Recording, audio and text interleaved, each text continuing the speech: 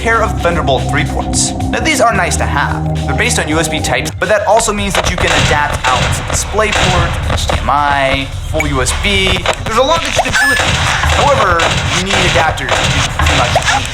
With the old MacBook Pro, you didn't need anything. You got full USB, you got card reader, HDMI, you even had MagSafe. You lose all of that with the new MacBook Pro. To make things even more complicated, there are multiple versions of the new MacBook. So what I have here is the base model, which does come with the 2 Thunderbolt ports. However, if you get the upgraded 13-inch or pick up the 15-inch MacBook Pro, you get 4 Thunderbolt ports. Now that's nice to give you more expandability, however it still doesn't get around the issue of you're going to need adapters for basically everything. Before we get too far into things, we probably should finish up the unboxing. So inside we get a USB Type-C cable, and it looks like sort of standard Apple paperwork, Apple stickers. There's also the new power brick, which is also using USB Type-C. Now, it's nice to be able to plug it into any port you want on your laptop. However, I'm definitely sad to see MagSafe go. It has definitely saved my laptop many times. Just ask Ken, it would have saved his.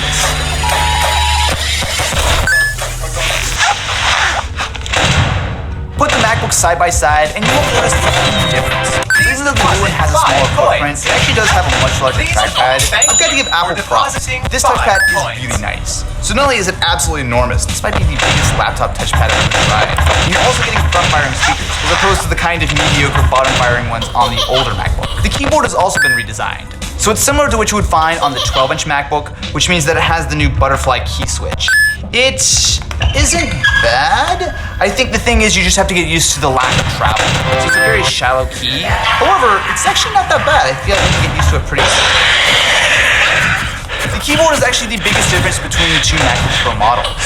So this has your traditional function keys. So you get an escape key, you can adjust your screen brightness, next track, all that kind of stuff are actual keys. However, if you get the upgraded model, it comes with the touch bar. This is an interesting idea. It allows apps to take advantage of the touch bar to change what keys are actually on your keyboard. So while it's still like touchscreen, what you can do is still get the standard function keys and all that kind of stuff. But certain apps such as Final Cut Pro can actually take advantage of that to let you scroll through a timeline, add additional custom buttons. It's a cool idea.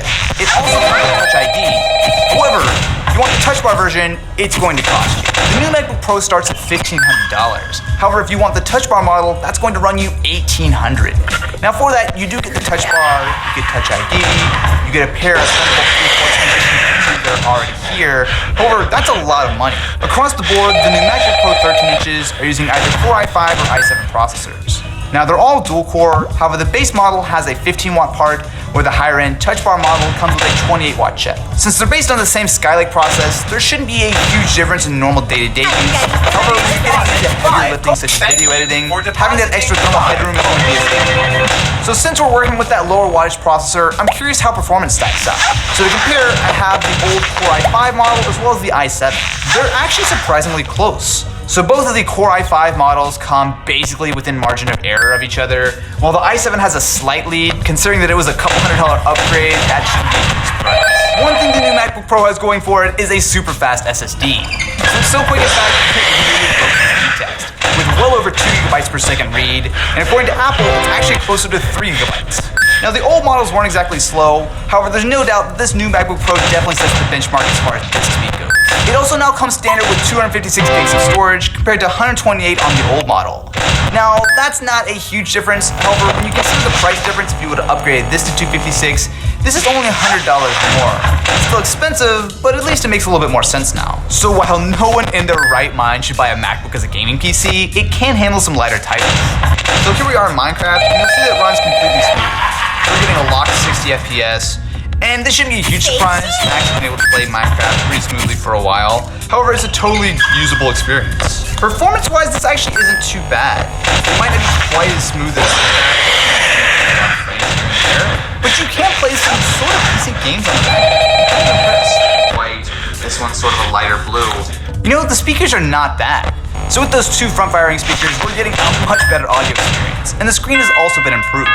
So we're still getting that same 2560 by 1440p resolution.